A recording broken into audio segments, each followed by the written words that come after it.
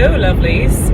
I'm commuting back home, listening to a podcast, Michael Taft podcast. He's chatting with a neuroscience, AI mathematician, guy from Oxford, who is also a researcher and a long-term meditator, about the process they call predictive processing. So 2 things about this and why I'm posting this for you. One is because as a little explorer of meditation practice, these contemplative practices I started almost a decade ago, I experienced things phenomenologically, a breakdown of this predictive processing, or I call it, I've talked to you guys a lot about it, like you get this pre-processing gap or space to be like, oh, I really am I am constructing everything. I am constructing a reality based on all of my biases and not seeing the reality at this moment as it is.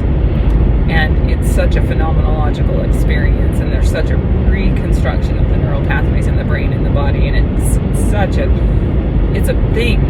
And when I started this, I didn't know anybody that did this, and I didn't know, science was probably they were starting to get into the neuroscience of it and have the machines and the meditators, the brilliant, smart researchers, scientists, meditators going, hey, let's explain these ancient contemplative practices. Let's blend and bring in science, because it totally supports and can give us we're in a world with brand new language, brand new construct and way to language and construct these phenomenological practices.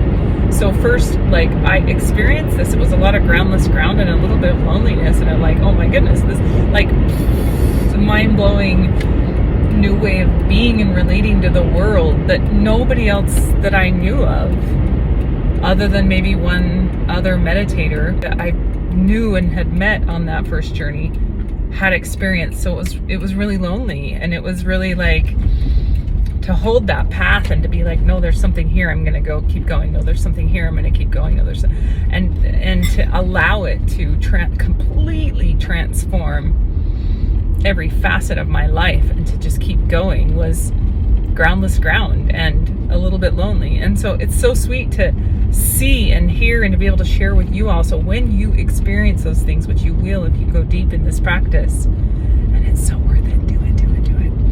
You have roadmaps and people to talk about, and this isn't all hooey of it's just take it for what they say, or it's magical or mystical or spiritual, or it is a magical, mystical, spiritual experience that can be explained through the lens of science.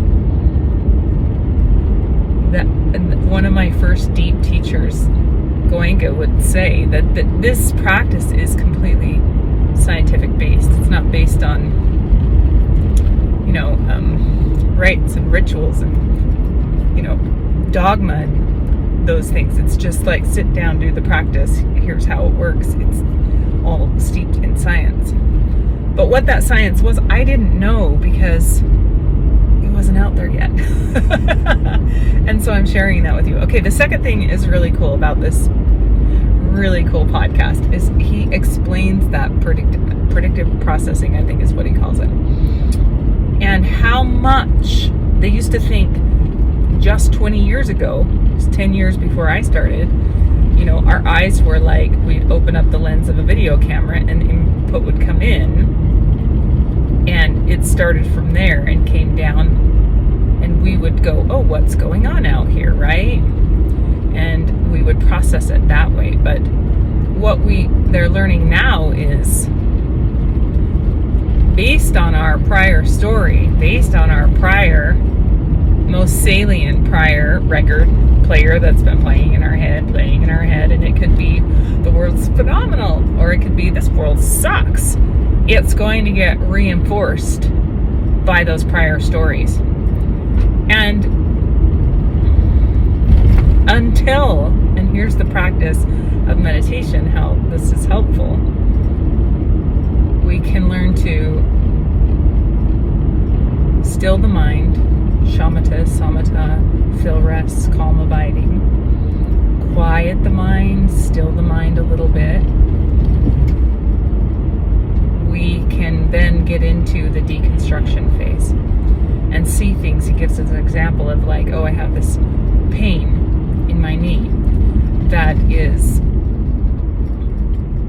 the story in my head is it's pain and it's from this old injury and it's caused me a lot of psychological trauma and it doesn't go away and it's reoccurring and it's reoccurring and it's pain and I hate it and I want it to go away. Blah, blah, blah.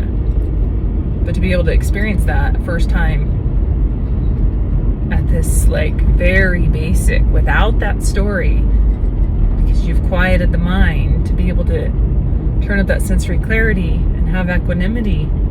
Oh, what have I never seen before about this sensation I call repetitively pain? Can I drop into this place where I don't automatically follow that neural pathway of predictive, it's pain, it's pain, it's pain, my story, it's pain, it drops away, and I really see nakedly, honestly, authentically, oh, it's a vibratory, throbbing sensation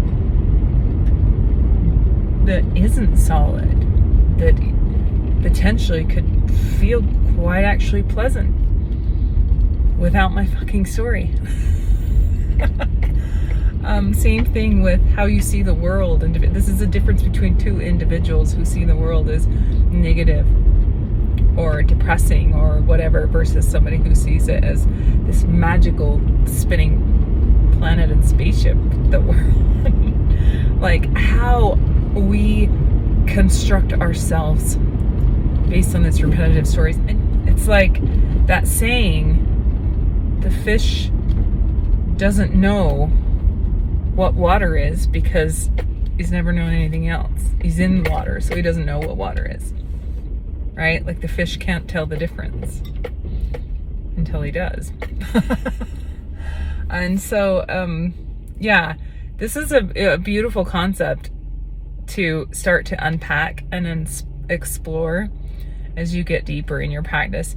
And there is that base level of like, you appreciate and go, oh, just, you know what, I'd just like to have some calming of the mind, and that's great, and that's why a lot of people get into meditation. But there's so many deeper layers of this practice and journey and experience. So I hope you enjoy this podcast. I've shared a lot of Michael Taft podcasts because he's seems to be in the know with all the neuroscience researchers, scientists, psychologists, therapists, biologists that are also meditators. We're seeing a huge influx right now. Is a magical time to live, of people that have these dual things coming. They're like meditators and they do this kind of work, and they're like, ooh, let's let science speak. There's a language to this process, and it gives us a construct, and we're developing a whole new language for this. So cool. Like we know, right? You know the benefits. I say all the time, like better sleep, heart rate, blood pressure, moods, helps with everything. Like we know meditation does all these things. It's like, well, how does it do it? Is it just magic? No, it's science and practice and your own individual research. So I hope you enjoy this and have a phenomenal day. And I know when I started listening to these, the last thing I'll tell you to help you, when I started listening to these podcasts at first, I was like, what the fuck? Like half of it was like over my head. And then, but I would get glimpses, little insights, bits of wisdom. And then I would listen to it again, and then I would put it down, and oftentimes come back a year later and go, oh, I understand like 20% more of this. So if you listen to this podcast and you're going, it sounds like a whole mumbo jumbo or a different language, stick with it and be patient. And we set the bar so low in how we learn and educate ourselves. Sometimes it's good to play with people where you're like, I don't really understand all of this, but I get the felt sense that there's something here, that there's something worth it. And one day I may, and I will understand it, But if we're always studying like, oh, that's easy, I already know this. We think we know, right? It's our, well, I know, and I've already deconstructed that, and my body just picks up all this input and makes it into my story. It reinforces my story. Will there ever be change? So it's good to play with people and engage your mind in ways you've never opened it up and expanded it into. So I hope that you enjoyed that delicious little exercising of your mind and your way you think and see and view the world and yourself in it and yourself as a construct. So have a great day.